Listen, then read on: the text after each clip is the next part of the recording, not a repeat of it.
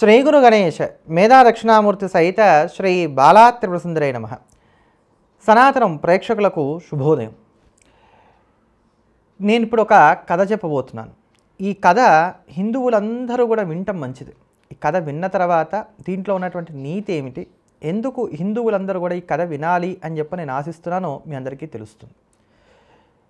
ఒకానొక గ్రామంలో ఒక గొర్రెల కాపరి ఉండేవాడు. గొర్రెల కాపరి అన్నప్పుడు ఏమవుతుంది, ఆ గొర్రెలకి మేత కావాలి కనుక వాటిని ఎప్పుడు కూడా ప్రతిరోజు కూడా ఉదయం పూట తోలుకొని వెళ్ళడం, వాటికి కాస్త మేత మేయించడం, మళ్ళీ తీసుకురావడం, ఇదంతా వాళ్ళ దినచర్యలో ఒక భాగం కదా. అలానే ఈ గొర్రెల కాపరి కూడా ఆ యొక్క గొర్రెలకి మేత మేయించడం కోసం అని చెప్పిన అడవికి తీసుకెళ్ళేవాడు. అలా అడవికి తీసుకెళ్ళి వాటితో మేత మేయిస్తూ ఉండేవాడు. అయితే అడవిలో సాధు జంతువులే కాదుగా, క్రూర జంతువులు కూడా ఉండేవిగా. పులులు లాంటివి వచ్చినప్పుడు ఈయనకు చాలా ఇబ్బందిగా ఉండేది. ఆ పులి ఈ గుంపులో నుంచి, మందలో నుంచి ఏదో ఒక గొర్రె పిల్లని ఎత్తుకుపోవడం, దాన్ని తినేయడం, ఇలా చేస్తూ వచ్చేది.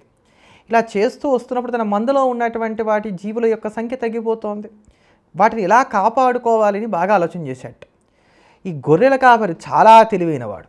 అందుకని ఏం చేశాడంటే, ఎట్లాగో కష్టపడి అప్పుడే పుట్టినటువంటి ఒక పులి పిల్లను సంపాదించాడు. ఆ పులి పిల్లని తీసుకొచ్చి ఆ పులిపిల్లని ఈ గొర్రెల మందతో పాటు పెంచడం మొదలుపెట్టాడు.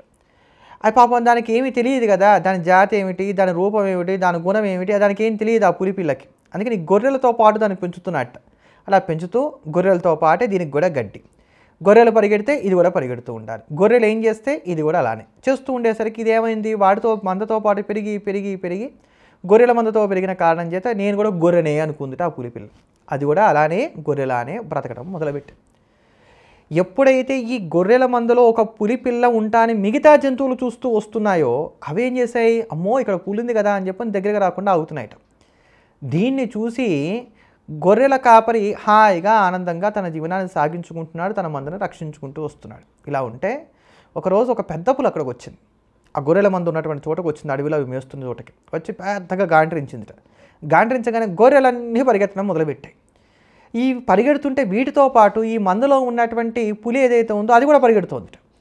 ఇదేంటి, నేను గాండ్రిస్తే గొర్రెలు పరిగెట్టే బాగానే ఉంది, నా జాతిదే అయినటువంటి ఈ పులి ఎందుకు పరిగెడుతోంది, నాకు అర్థం కాకుండా ఉంది, అసలు దీని సంగతి ఏదో తెలుసుకుందాం అని చెప్పి ఆ పులి వెంటబడిందిట ఈ పెద్ద పులి.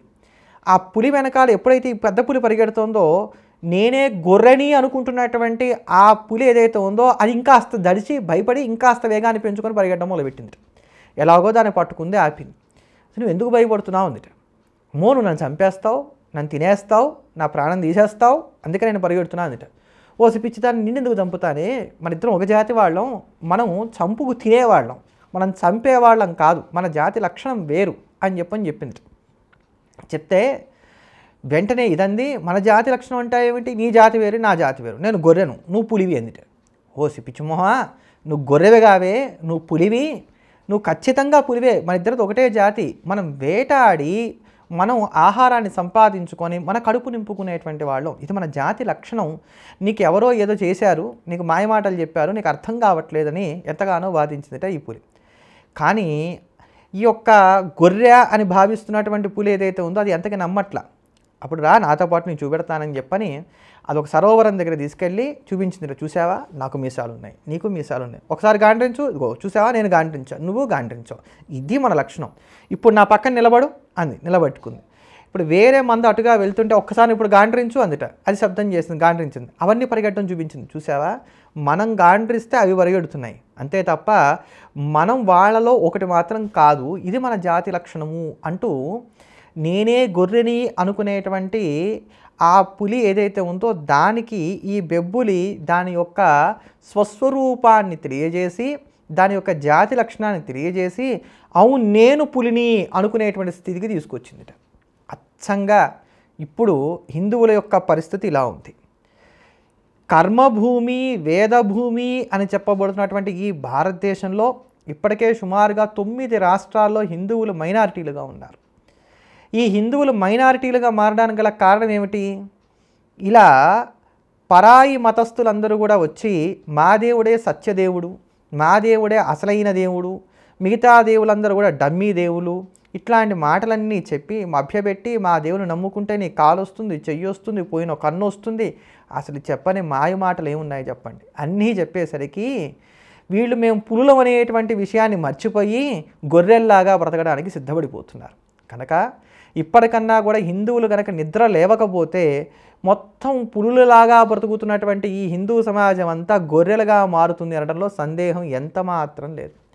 శంకర భగవత్పాదాచార్యుల వారు అవతరించి 72 అవైదిక మతములను ఖండన చేసినట్టుగా ఈ కథలో ఎలా అయితే గనక నిజమైనటువంటి తన స్వభావాన్ని కలిగినటువంటి పులి నేను గొర్రెను అనుకొని మాయలో ఉన్నటువంటి పులికి నువ్వే పులివి, నీ స్వరూపాన్ని మర్చిపోయావని చెప్పని జ్ఞాపకం చేసిందో, అలా ఇప్పుడు మహాత్ములైనటువంటి వారు ఎవరో ఒకళ్ళు వచ్చి ఉద్ధరించడం అని కాదు, ఎవరికి వారే మేము పులులం, మేము ధర్మరక్షణ కోసం ఉన్నటువంటి వారం, మా సనాతన ధర్మం సమున్నతమైనటువంటిది, తతిమావన్నీ కూడా గొర్రెల మందల లాంటివి, వాటిల్లోకి మేము పోకూడదు అనేటువంటి ఒక పరిపక్వతని చెంది ఉండకపోతే చాలా ప్రమాదం. ఈ పరిపక్వతను చెందడానికి, అలానే నువ్వు గొర్రె పిల్లవి కావు పులి పిల్లవని చెప్పడానికి ఉండేటువంటి బెబ్బుళ్ళు ఎవరో తెలుసా? ఆ ఇంట్లో ఉండేటువంటి పెద్దవారే. కనుక పెద్దవాళ్ళు ఇంట్లో పిల్లలకి కాస్త సంప్రదాయాలు సంస్కృతి పట్ల అవగాహన కల్పిస్తూ వాళ్ళని మనం ముందుకు తీసుకువెళ్ళేటువంటి ప్రయత్నం చేయాలి. లేకపోతే కనుక మీ పిల్లలందరూ కూడా రేపు మతాలు మారడం ఖాయం. ఇటీవలే ఎక్కడో విన్నాను, తండ్రి చనిపోతే అతను అంత్యక్రియలు చేయనన్నట్ట. ఎందుకు అంత్యక్రియలు చేయనన్నాడు అని అంటే ఇతను మతం మారాడు. ఇతను మతం మారినటువంటి ప్రకారంగా అంత్యక్రియలు అయితే ఇతని మతంలో లేవు. ఇక్కడ పూడ్చిపెట్టాలి, ఓ స్తోత్రాలు చదవాలి. అక్కడ మతంలోనేమో అంత్యక్రియలు ఉన్నాయి. తండ్రి ఏమో మతం మారలేదు. మతం మారలేదు కనుక తండ్రికి అంత్యక్రియలు కూడా చేయనన్నట్ట కొడుకు. రేపు అటువంటి దుస్థితి మనకి పట్టకూడదు. ఇప్పటికే 9 రాష్ట్రాల్లో మైనారిటీలుగా ఉన్నటువంటి మనం ఈ వేదభూమిలో కర్మభూమిలో తలెత్తుకొని తిరుగుతూ మనల్ని చూసి మరో 10 మంది మన ధర్మంలోకి వచ్చేటట్టుగా ఉండేటువంటి విధంగా మెలిగేటువంటి స్థాయిని సంపాదించుకొని మన స్థానాన్ని నిలబెట్టుకోవాలే తప్ప మనం ఇట్లా గొర్రెల మందలో కలిసిపోకూడదు అని చెప్పని ఆ సర్వేశ్వరుని ప్రార్థన చేస్తూ ఈ కథ మీ అందరికీ కూడా చక్కగా గుర్తుంటుందని జ్ఞాపకం పెట్టుకొని మరో 10 మందికి చెప్పి అందరిలో కూడా చైతన్యాన్ని తీసుకొస్తారని చెప్పని ఆశిస్తున్నాను. మరోమారు మళ్ళీ కలుద్దాం. ఎల్లప్పుడూ దేశాన్ని ప్రేమిద్దాం, దైవాన్ని స్మరిద్దాం. స్వస్తి.